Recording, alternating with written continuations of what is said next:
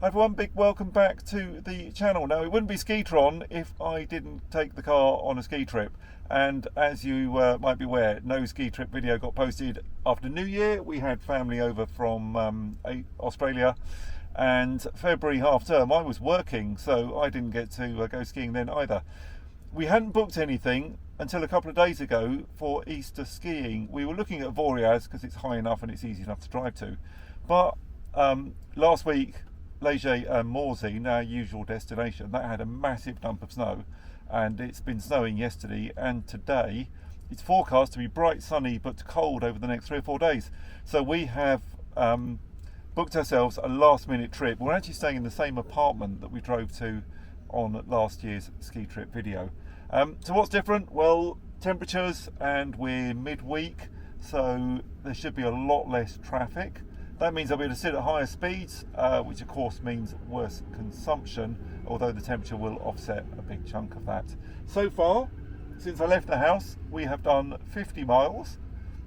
I did a 100% charge this morning. It said a predicted range of 350 on this car. This is a Sport Quattro Q6. And yeah, I have so far achieved 3.8 miles per kilowatt hour. We're going to stay in Normandy tonight in a hotel. We're about to get on Brittany Ferries. This is one of their new LNG hybrid ships. So it's got an LNG, liquefied natural gas, running engine on it. That is just a generator to make electricity. And then the propulsion, the propellers are electric motors. So it's a kind of hybrid ship. The nice thing with that, apart from being efficient for Brittany Ferries, much better in terms of emissions out at sea, and more importantly, low emissions here in the port. We are in the city of Portsmouth, and so that does have a bit of an air quality issue. So EVs, LNG hybrid ships, particularly when they plug into shore power, that does help with local air quality, which is an important thing to me. So anyway, yes, we're going to do a 6-hour crossing.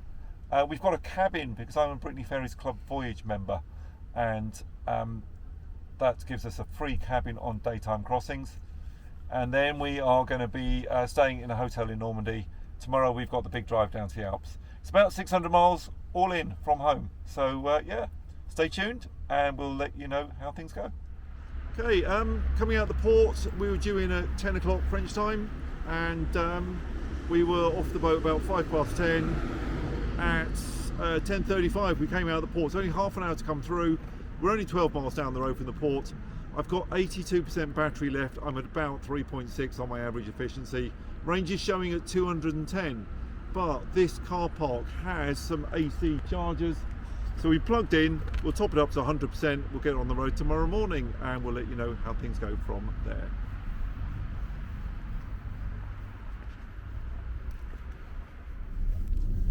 Morning. It's been a great morning. It's quite chilly. It's about 10 degrees, and we have got 503 miles to get to the mountains. Fully charged last night on the destination chargers in the hotel, showing a range of 255, and we've got a charging plan. The next charge is going to be the other side of Paris. There's an Ionity station called La Reserve. I'm using Electroverse to pay for things, and I've added the Ionity subscription to that to keep the costs down. So yeah, we're going to do about 250 miles and then charge up, I think. Let's have a little look at how far that is. 220 miles to our next charging point, so nice big margin. And if it goes wrong, there's a couple of stations before that. So the finding chargers is going to be really easy on this one, but I'm trying to stick with Ionity because I've got that Ionity Power subscription.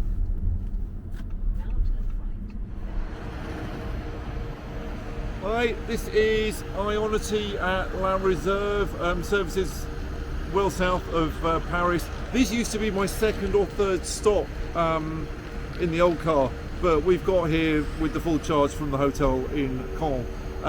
So I've been driving for 3 hours and 20 minutes. We've covered 220 miles, but the car's down at 10% already, so that gives a range of about 240. 3 things kill your range in an EV: speed, cold, and rain.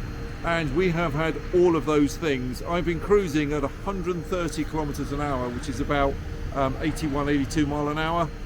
That's brought my efficiency right down. Then the roads were wet and it's quite a chilly day. It's about 8 degrees right now.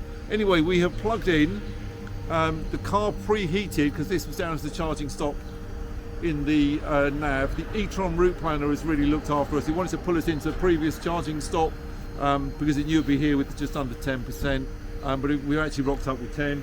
And right now we are charging at 267 kilowatts, which is just phenomenal and right up there with the 270 that Audi promise you.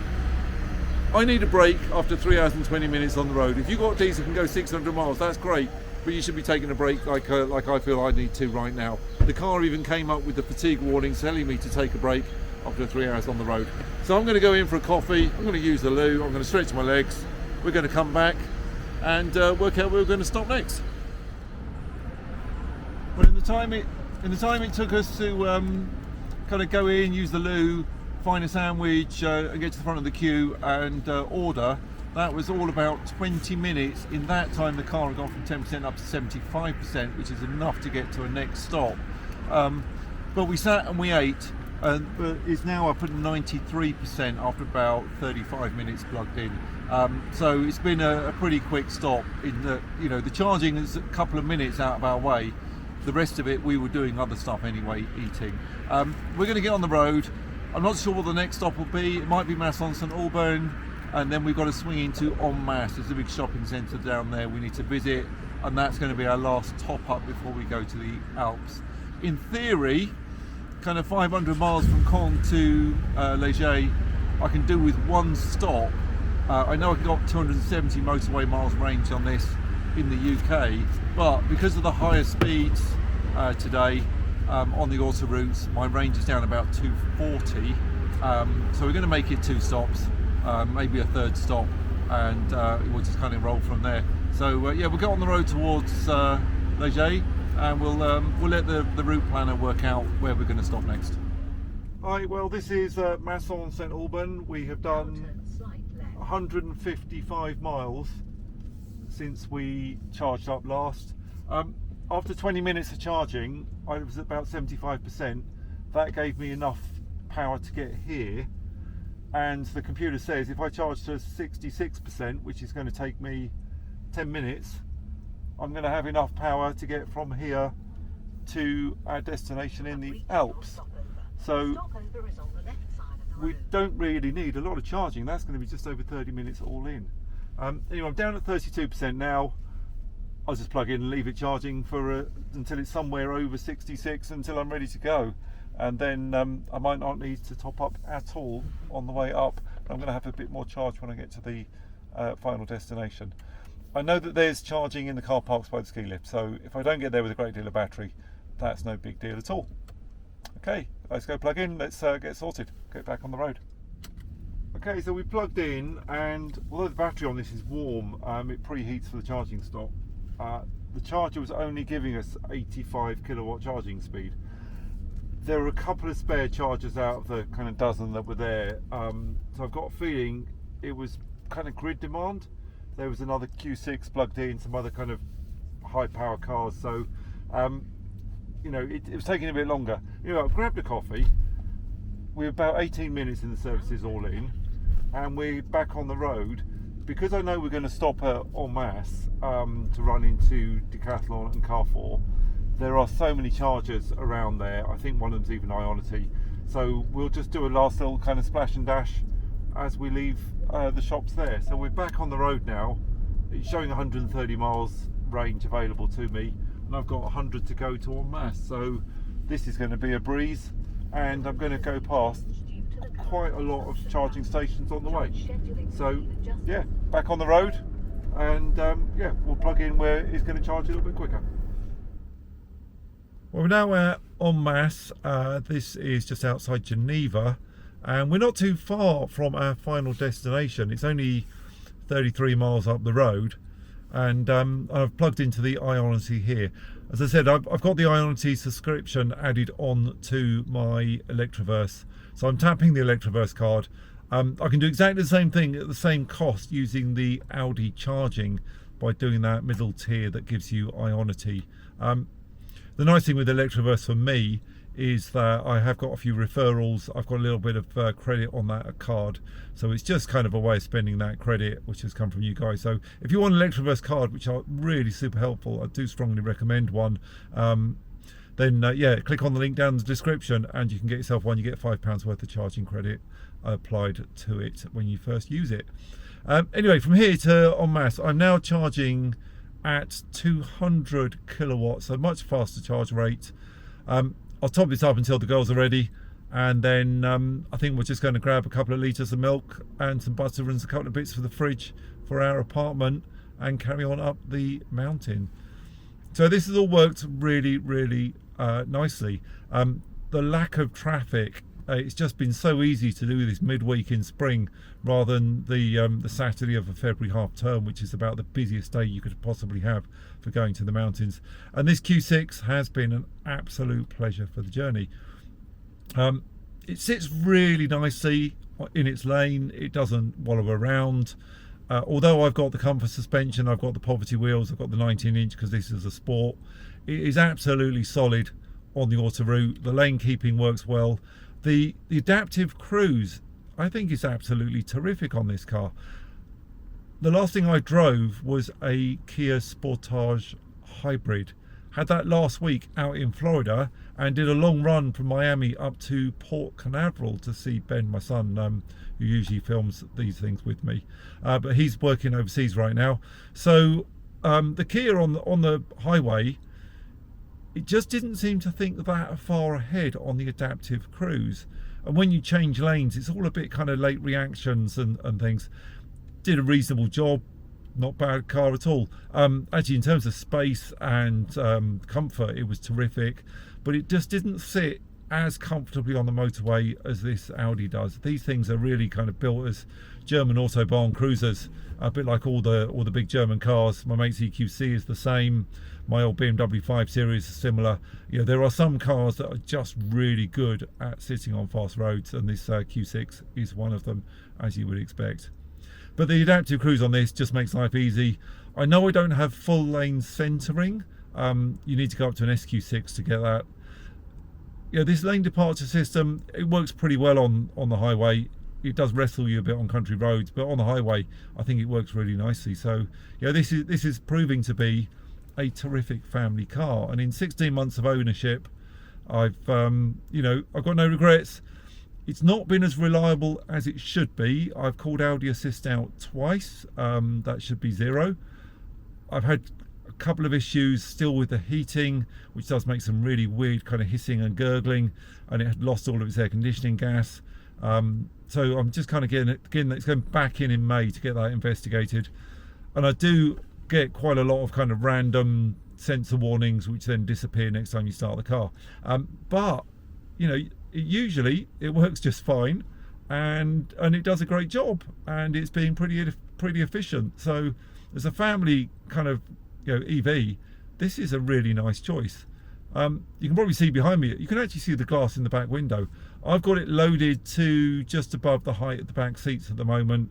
There's only 3 of us travelling on this ski trip, so I've got 3 pairs of skis.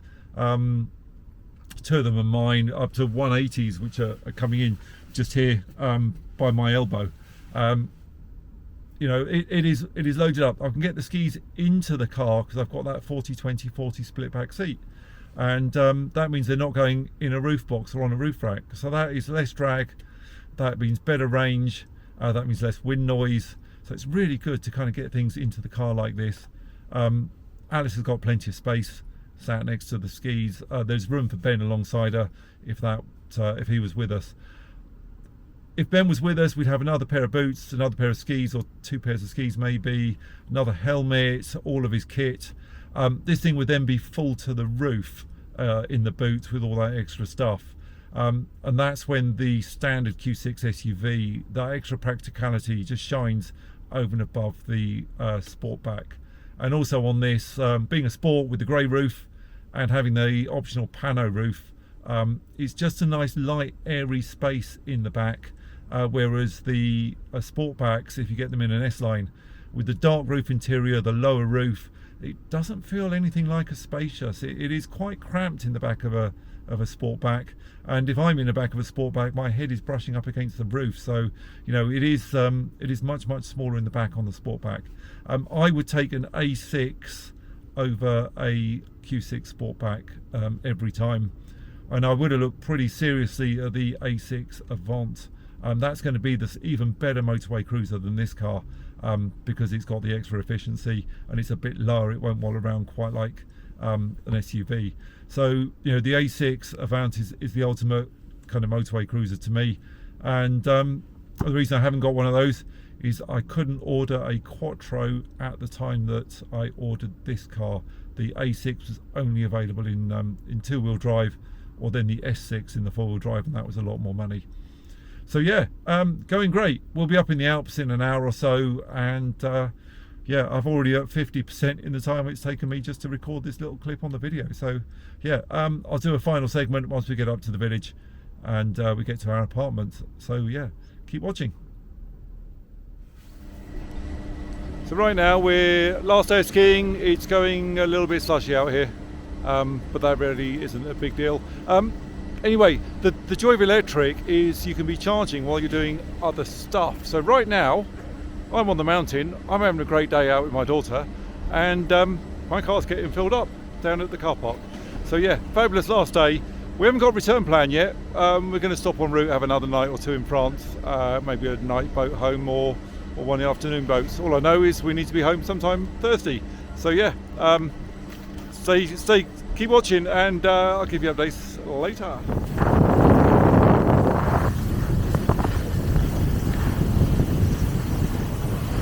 Charging my car.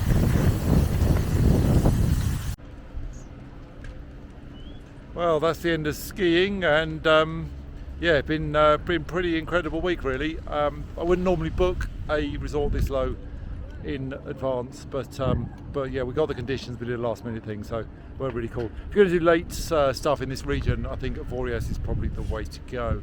Anyway, car's been charging, it's at 78%. I've been out skiing, so it's added about 25% today. Return journey's not planned. You see I've got the skis in the back of the car. Stuff I've got with me because I'm in France, there's the UK sticker. I've got a thing called a vehicle on hire certificate because I haven't got the registration documents. I got that off the lease company. I have got my insurance stocked with a green card, which I had to ask from the leasing company as well. I'm on an inclusive insurance deal with Tusker on a salary sacrifice. Got an old snow brush from Lidl, which is quite handy for getting the snow off the skis after a day skiing. And also, if it does snow here, I can clear stuff off the windscreen.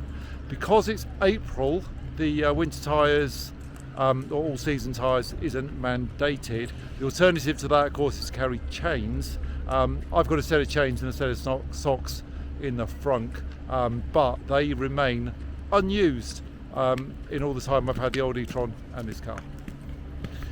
Stuck in the window, I've got a Crit Air sticker. That's something you need for some of the French towns and cities, but if you're just going a direct route down to the mountains from the Eurotunnel or from the ferry ports, then you probably don't need that, but some regions you do, so they cost about €4 to get it direct from the French government on the website.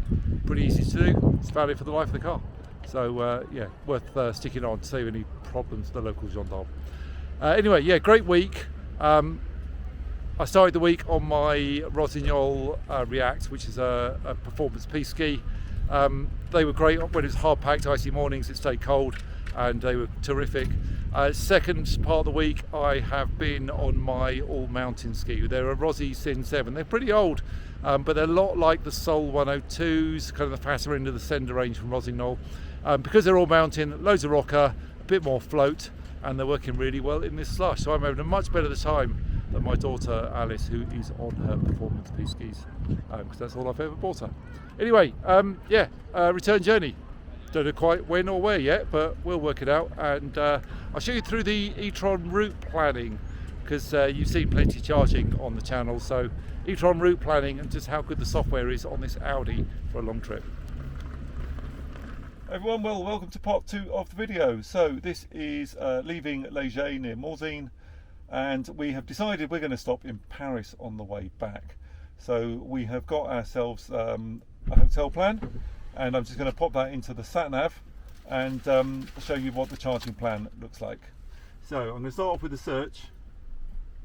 I did send it from the app. I searched in the phone app first, so it's already there, Ivy Stars in Paris, and that's immediately calculated a route, 50 yards, turn right, then turn and it's got us an arrival time with 10% battery on arrival. If I go to route plan settings, I've got the charging settings. So it's going to prefer the Audi charging because that's going to lead me towards the Ionity stuff. I'm quite happy to get to a charging station with only 10%, but I want a bit more on arrival, because then I can just do one stop out on the A13 on the way up to Ouistreham to get home. So I've just changed that to get to the hotel with a 50%. 50 yards, turn right, then And that turn will right. replan my charging stops. So I'm now going to get there with 50%. And it says first stop at Fastned in Aire de Saint-Ambriel, and then there's an Ionity station. We might flex that around a little bit, we'll see how we go, but it's a 19-minute stop and a 16-minute stop to cover 360 miles. I've got 3/4 of a battery right now, but as we go down the hill, I'm going to use the regen pedal quite a lot. That's going to slow us down and stop the car running away on the downhill. Also keeps the battery tops up, so I won't be using much battery at all as I head down the hills. Okay, we're on the slip road down for the A40 motorway. It's a cross-country route to pick up the motorway from where we were. We have Now done turn right. 24.5 miles. My range has gone from 204 down to 182, and I've averaged 11 miles per kilowatt hour. Having left the ski resort with 74% battery, I'm now at 73%. So that's a very small percentage drop, but the range is bang on. The reason for that, the etron route planning takes into account several things. One of them is the outside temperature, because the colder it is, the less efficient your battery and your car will be.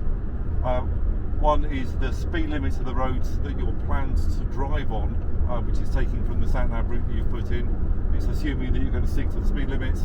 And the final one is any elevation change. So it knows that I've just come down a big hill, and by coming down that hill I will use very little energy. That's why the range change is correct and the battery percentage is correct.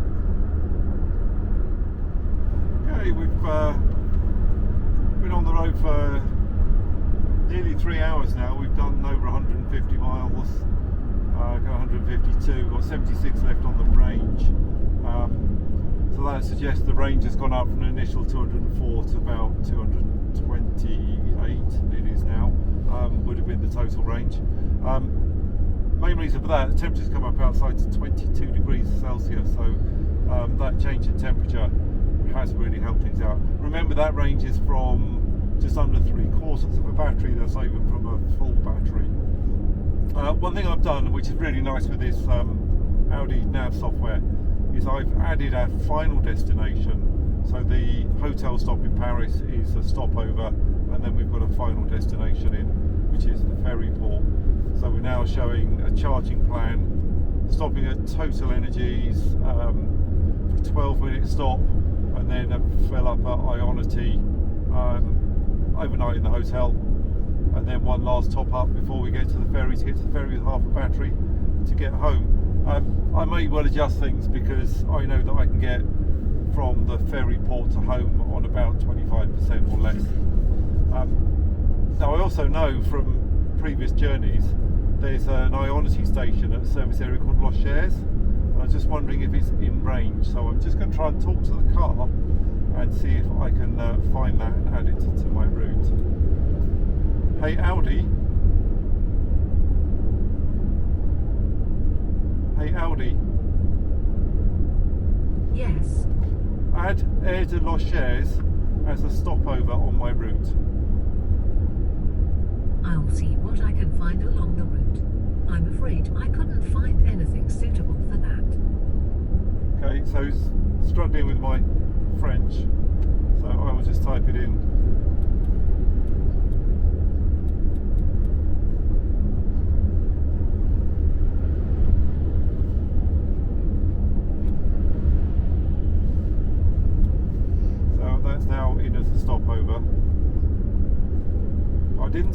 the Ionity charging stop, because I'm not too sure that we will make it.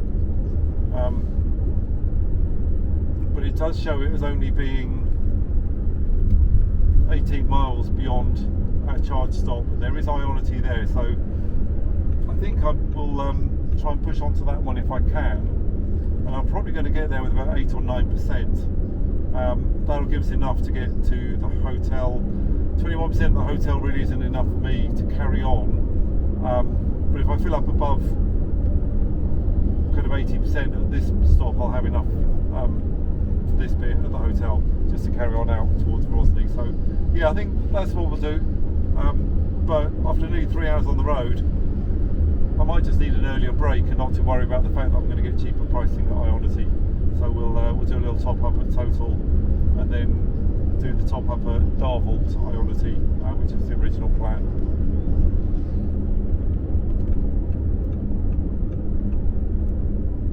Okay, we're coming up on the charge stop.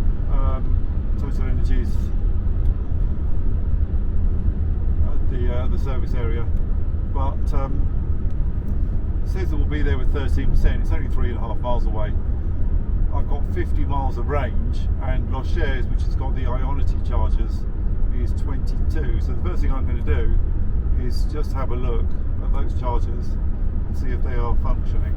So if I just tap on the information, it tells me that there's 4 out of 6 available. Bless you. Last charge was 6 minutes ago, so and that's all fresh information. So yeah, I'm going to push onto that as a charging stop. So I'm just going to drive past the Total one, and I'm going to carry on to Aire de Los Cheres. So that's the new plan.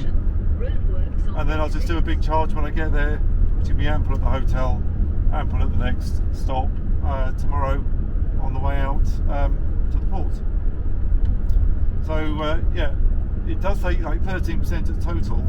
It's only a couple of miles down the road, and I'm currently on 17%. So this is something that's I've noticed with the Q6, and I've noticed it with all versions of the software that I've had, is that when you get a charging stop or a service area or something like that, and you're near your destination, it doesn't update that 13%, even though I'm at 16 and it's only 2 miles down the road. I'm currently doing 3.5 miles per kilowatt hour, so you know it does get that little error creep in. But with 50 miles range remaining, 16% in the battery, I'm absolutely confident that Aire de Los Cheres is going to work out as the next charge stop for us. So I'm just going to drive past this. Of course, the battery does preheat for a charging stop.